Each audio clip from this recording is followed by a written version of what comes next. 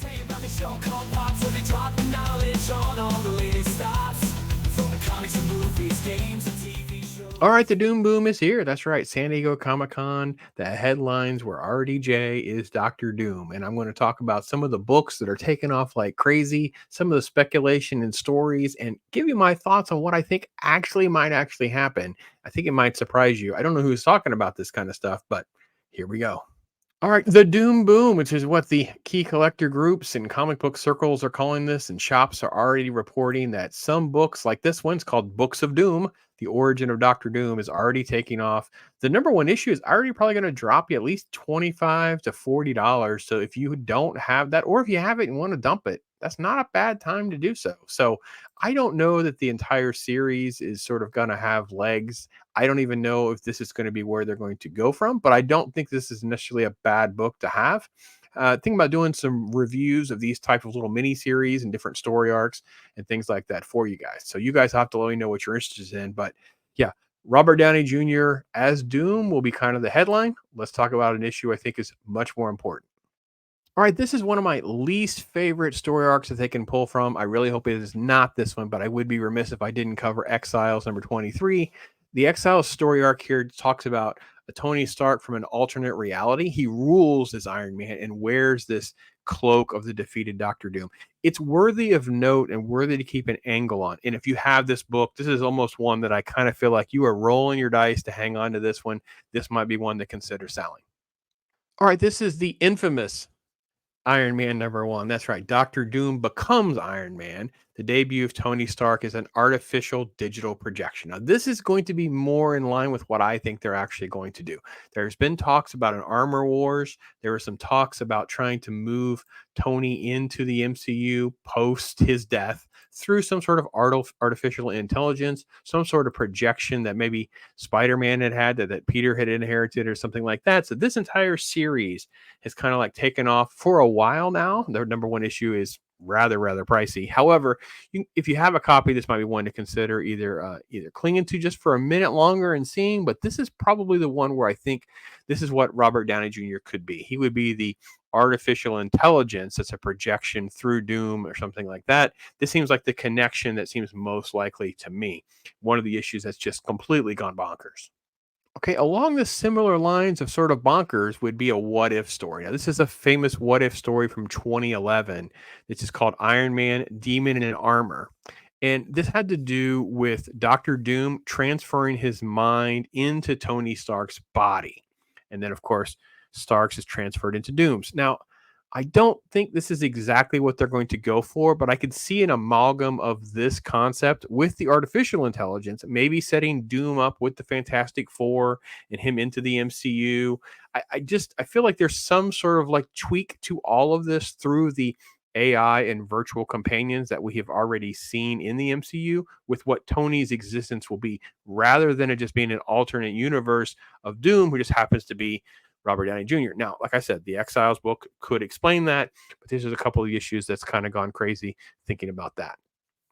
All right, now then there's of course the on the nose Tony Stark is Doctor Doom, alternate dimension kind of thing, like he's the uber genius. It actually first appears in a very small cameo in this book. This is a Marvel team up book from 2004. And Robert Kirkman actually wrote this little story, this Marvel team up book. So there's actually a couple parts here. It's Spidey and Wolverine. They're dealing with an issue with a mutant who's kind of like overpowering himself.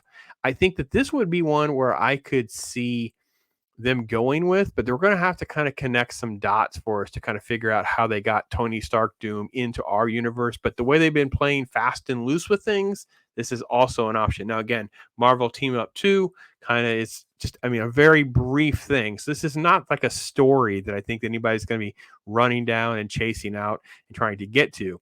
But I would say that I wouldn't totally rule it out either, because it kind of fits, again, the same, that you're hearing the repeated themes of what they might be going for.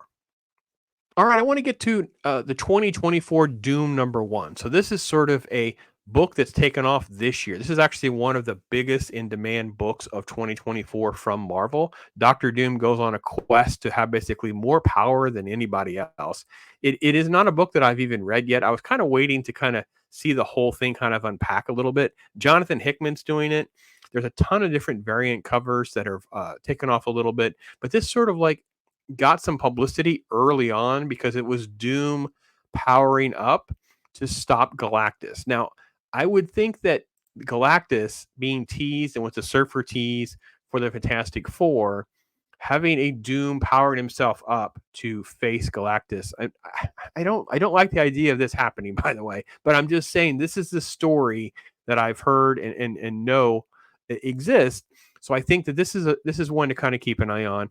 I plan on trying to get to this story and trying to get into this one a little bit more. So keep an eye on this one. But the Doom boom here has been in works for quite a while now. So this is a brand new book. This is a 2024 book. So it's probably $20-$30 by now. And there are a couple of variant covers of that exact same book. This is the Doom 2024 book. This is one of the famous variant covers that is here. Obviously, everybody has just gone bonkers for this 1 in 50 variant. This is a famous art done by Greg Hildebrandt. This is the Marvel Universe cards from 1994. This was the Doom card. So they kind of got permission and lifted the cover art for this book.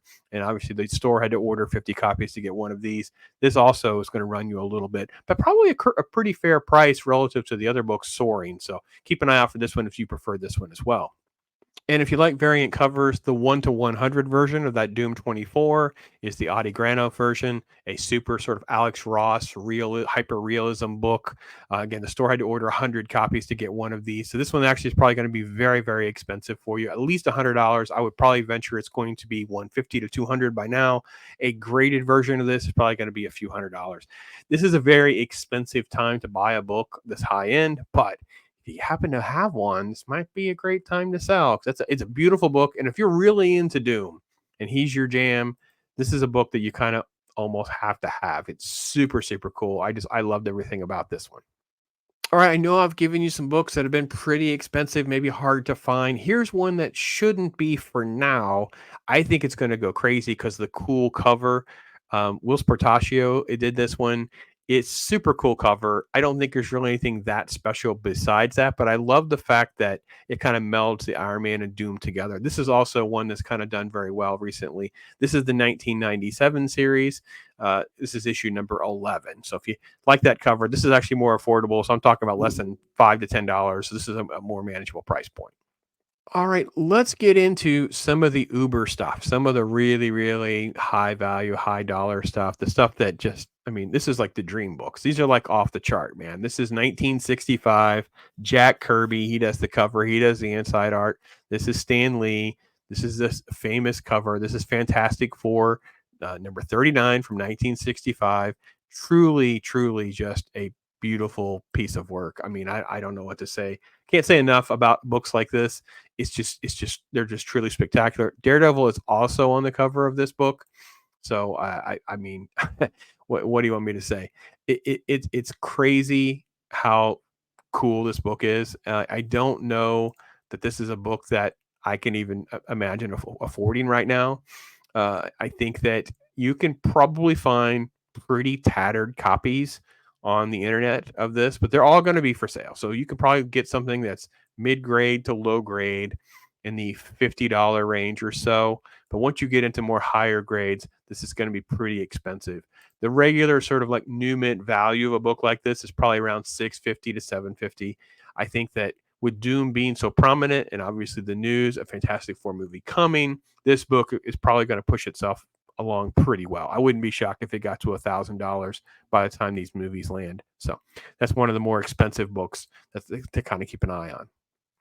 Well, since we're pushing ourselves into that price point, the famous Marvel Superhero presents number 20 Doctor Doom cover, which is kind of just this beautiful, iconic cover. This is done by Stan Lee's brother, Larry. So this is Larry Lieber. Larry Lieber wrote and drew this. I have to be honest, I can't believe how good this one is. This is just such a beautiful piece of work. I've always loved this one. I don't know that I've seen this one in quite a while. This is actually one of these books that I'd be shocked if you can find this at a pretty reasonable price, because I think that it's one of those where everybody who's even sort of like a novice or a store owner would want a book like this because it sort of like catches your eye. This is one of those like eye-catching covers. It's just got that kind of draw from the noobs who don't know anything all the way up to us who are really, really immersed in this world. This is one of those books that's gone crazy. All right, the last book, probably the most important book, is Iron Man 150. We get the battle of Iron Man versus Doctor Doom, John Romita Jr., an iconic cover. It has kind of been up and down over the last few months. People probably just gotten lucky on this one too, man, because David Michelini does some great work on Iron Man. This is actually from the 80s. Just an incredible cover that people have just always loved. I would expect this to just be one that's going to just continue to have a draw now for literally the next couple of years, just because it's sort of a timeless piece that I would expect to just do well. And I got it. I mean, look at that cover. That's just crazy, right?